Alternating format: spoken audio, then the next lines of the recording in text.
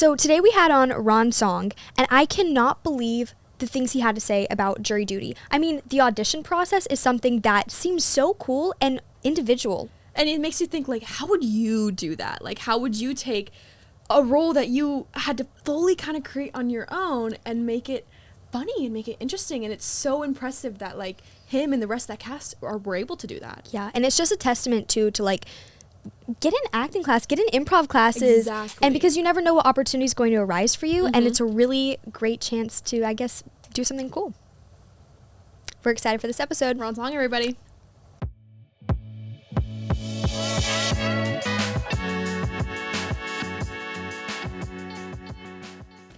Hey guys, it's Ava. And I'm Lauren. And this is Hold for Sound. And today we have on Ron Song. Ooh. Hello, hi. You know him from Jury Duty. Which is so incredible. Like, what a cool show. What a cool year for you. It's been, pretty significant. Yeah, 100%. absolutely. So take us back to, like, that audition process and, like, how you, what were the sides like? How were you approached with this? How did you prepare? So there weren't any sides. There was just a simple description of, here are two scenarios. We want someone who create a character that from column A choose, someone who wants to do jury service and someone who does not. And then from column B, choose these one of four things that you can be an expert in. And for me, I realized I was not an expert at any of the four things that they had options for. Yeah. And so I thought, well, either I go and do a ton of research and try to pack it all into this whatever the minute long video or self-tape. And then I realized, well, if I get the job, there's no way I could do that. It feels really inauthentic. And so I thought, well, I'll just choose one of the options, which was true crime, and pretend that I knew about it. Yeah. And be very obvious that I didn't, right? I love it. And then, another thing I thought about was, well, if I do this, how do I remember all the things that people are going to say? Like, if I have to pivot and I have to think about my character and I have to think about all of these things that are, crucial to improvising for 24/7, how do I maintain that level of attention? And I'm like, there's also I get tired quickly, and I'm just, so I started speaking slowly. Cool. And I thought, well, maybe that's a way to manage. We just saw your Vanity Fair, like your moment in Vanity Fair, that little interview and that audition clip. And when you initially got the audition, did you know it was going to be kind of an improvisation show? Like, what were you approached with? Yeah. So oddly enough, my improv instructor from the Second City Hollywood, her name is Allison Bills, contacted me and said, hey, I heard about the show. It's where one person is not in on crazy. The so you knew joke. From the jump kind of what that aspect was. And then it would have to be improvised for a lengthy period of time. And I said, well, she thought I'd be good at it, and I really appreciated her confidence. You're like, okay. But I gave it a shot and literally put that audition tape together very quickly so that I could just. I genuinely thought there was zero chance that I was going to get even a call back or anything. So, yeah. And so for our listeners and viewers out there that don't know what Jury Duty is, can you talk about kind of what the concept of the show is? Sure. So Jury Duty is a show that it's all about jury service, where everyone is an actor except for one individual, and his name is Ronald Gladden.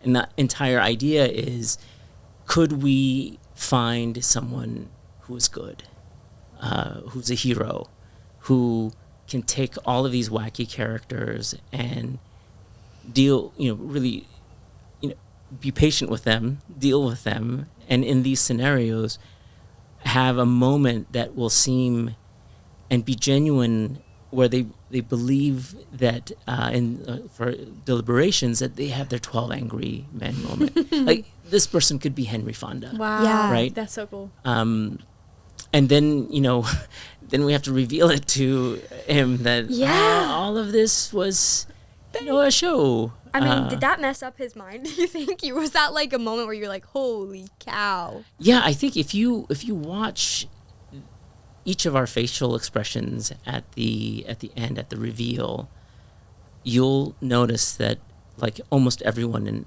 of us are either on the verge of tears or already crying. Wow. Or just, we're so filled with anxiety about this, because not that, that we've duped somebody, and that was never really a consideration. But what was the consideration was that during this moment in time, we've all learned to care so much about Ronald. Oh. Wow. And so, you can see like our genuine love for him. Yeah. On screen. Like there was not a cynical approach to this at all. Wow. That's too, you could almost feel like the love through the screen, like especially towards the end, and that's I think why so many people also really like the show. It's a cool concept, but also like you guys did feel like just this compact almost family at the end of that, and it was really cool to see. Yeah, and there were like bonding moments with Ronald that we like saw, and I just remember like watching like when they're playing like video games and stuff, it's like they actually like really like cared about him. Yeah. I mean, when I think about the moment where they went to the mall to get a new outfit for Todd. David Brown, tremendous actor. I have so much respect for everybody on the show. But that was not a scripted moment. Right.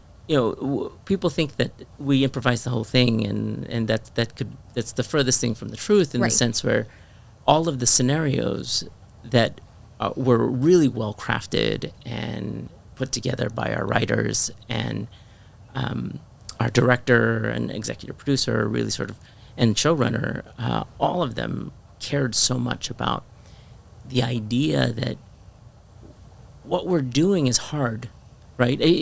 What Sacha Baron Cohen did in Borat 2, it's very difficult living with those guys, right? Yeah. I didn't realize it was for just several days. Less than a week. Okay. But to do something for 17 days and to be in this scenario where you're constantly on.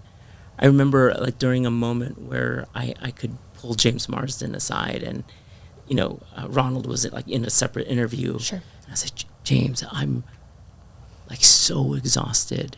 I'm a fairly new actor, so I didn't have a really big frame of reference. And I was like, so you've done lots of acting things. Yeah. Are you as exhausted as I am? Is this like the hardest thing you've ever done? Yeah. And he said, yeah, absolutely. I'm so exhausted.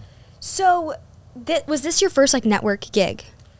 It was, sort of. Wow. Well, I had 3 co-star roles. Okay, cool. On a streamer. So Dave, cool. season 2, and it was my very first TV role. Wow, cool. And then from scratch, I played a nice doctor. And there's a show called Modern Love Tokyo on Amazon. Cool. I was also part of. Yeah, amazing. And then this. And this is like, this is incredible. Like, this is like, I don't know, like, I'm a fan of you. I watch it, like, I'm a fan of you. Like, I watch the show, I'm a fan. What? Like, you're here because I, like, loved watching you, like, so much. Like, this is cool for me. So I'm just like, this is wild, because we're, we moved out here. I'm 18, 19. We moved out here when we were 16, 17, 18. It was, like, a weird time period where we were. But, like, it's so cool to see you do this and like know that, like, I don't know, you said you're a fairly new actor, like it's inspiring to see that.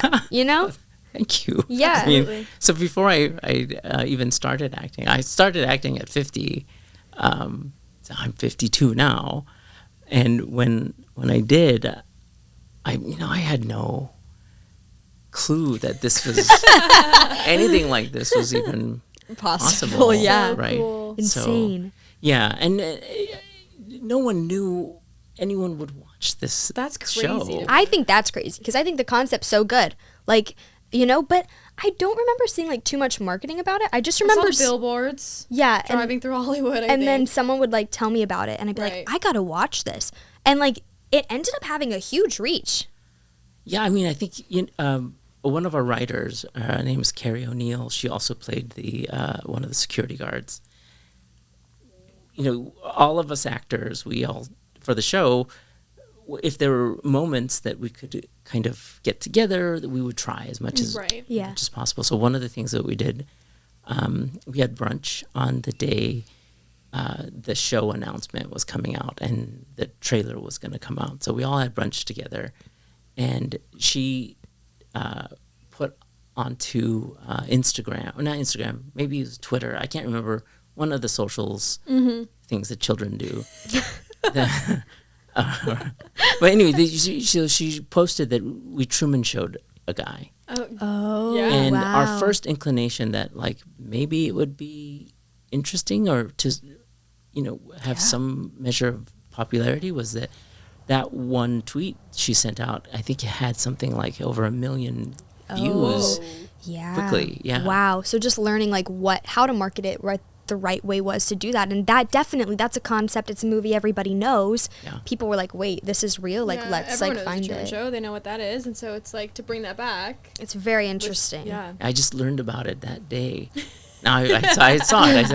You're right, everybody does know about it, but it was just shocking to see that kind of engagement in such a short period of time. So did you and like the cast, how long was that prep period before you brought in Ronald? Or like was there a long prep period, or were you just kind of thrown into things? We had 2 weeks to rehearse, and we rehearsed literally like the first 2 episodes and Margaritaville. That's the only thing we got to rehearse before we started shooting. And then James came, I think maybe 3 days before we started to shoot.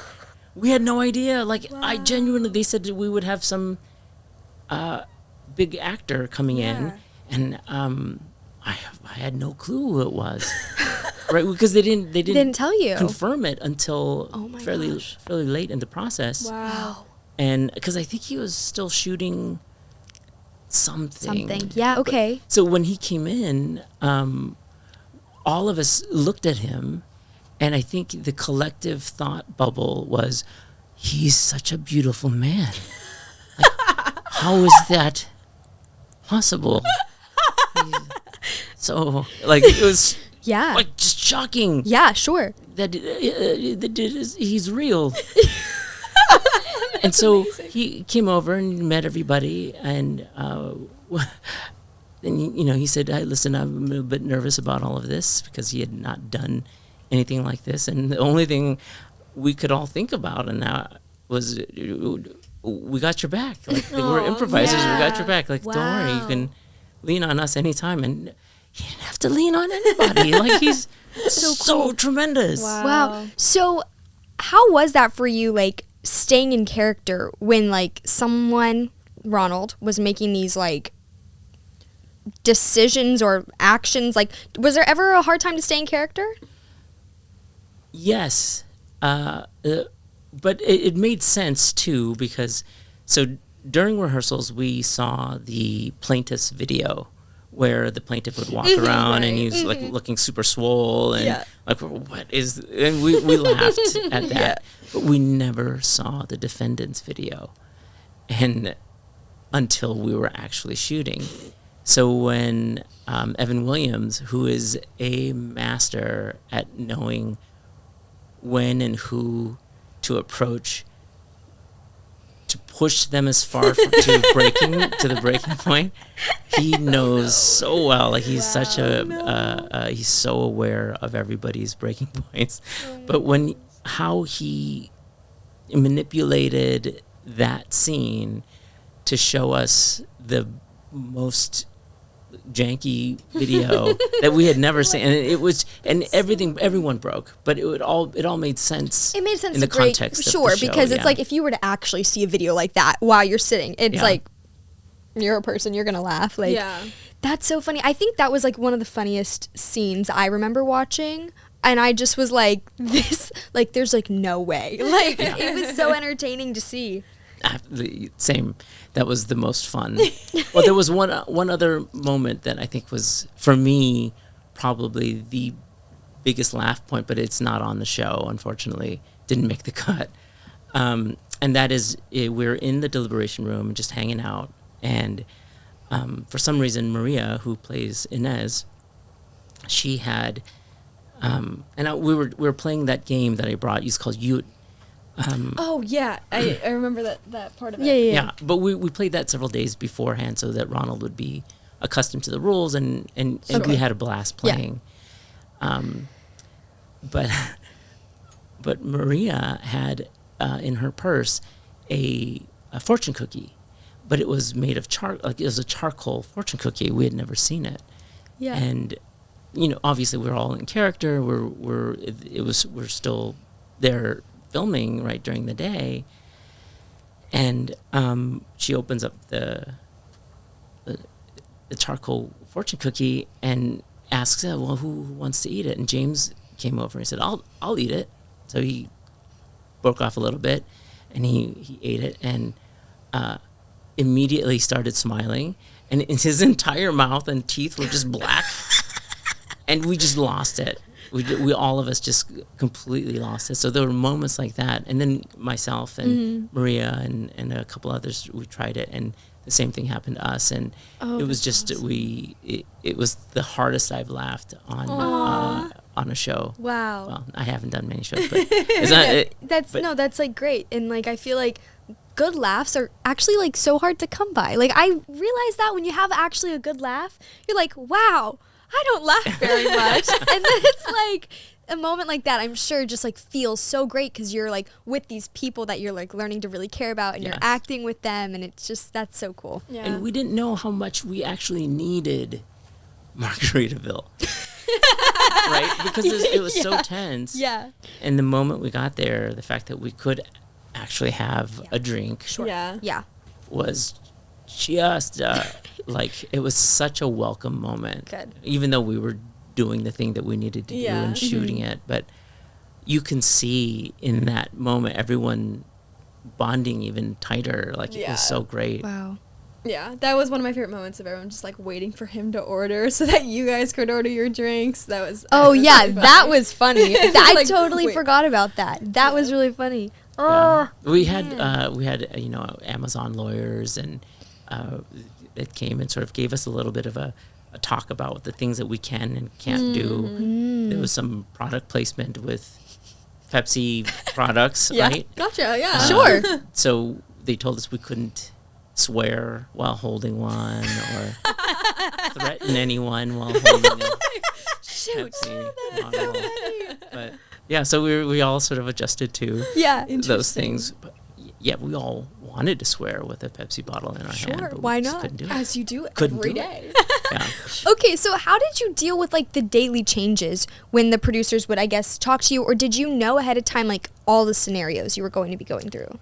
So what we would do is we would have, we would find moments to do a debrief at the end of the day, if we could.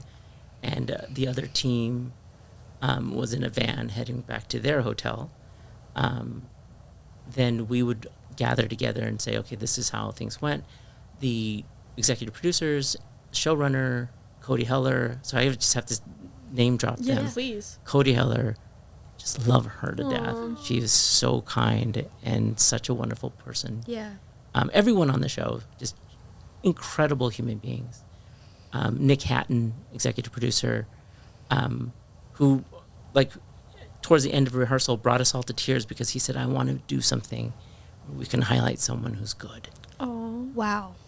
And just to make sure that he could do something that's good. Because he's worked on other shows with Sacha Baron Cohen and dealing with people that are kind of the worst representations of humanity, right? So he wants to highlight someone who's actually genuinely a good person. Yeah. And Jake Szymanski, our director, who gave me a huge hug. He pulled me aside after the youth game and called me into the judges' chambers and gave me the biggest bear hug, and it warmed my heart. Right? Yeah. He's just such a wonderful human. Wow. So all of the folks, all of the actors, we're all completely on board for making sure that we could find somebody and do these things that were great and good and fun.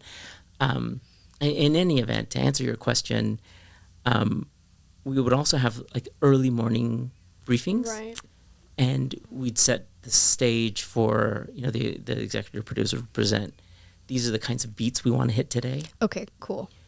We had been given all the scripts for each of the episodes, but they didn't have any dialogue in them. So they were like, if this happens, then we can do this. Sort of like a choose your own adventure story. That's so interesting. But then we said, okay, we can't do, we found out early on during the rehearsal process that there's no way that they could keep rewriting. So they said, we'll just show you a beat sheet. Like, these are the things that we must hit, we'd like to hit. And if we have time, maybe work something like this in. Yeah. So how did you make sure like things didn't happen twice? Or was it specific actors, it was their job to make this beat happen? So we knew, by the beats, who was responsible. Interesting. Right? Cool. Because that's how the stories were written. Oh, wow. So Noah and Jeannie, or Meki Leeper, who's insanely talented, and Edie Modica, they had a story beat. Cool. There was another sort of side story with David Brown, who's Todd, and Cassandra Blair. And they had a little beat here. Right. So we just give them the space organically to see how that can happen. Yeah.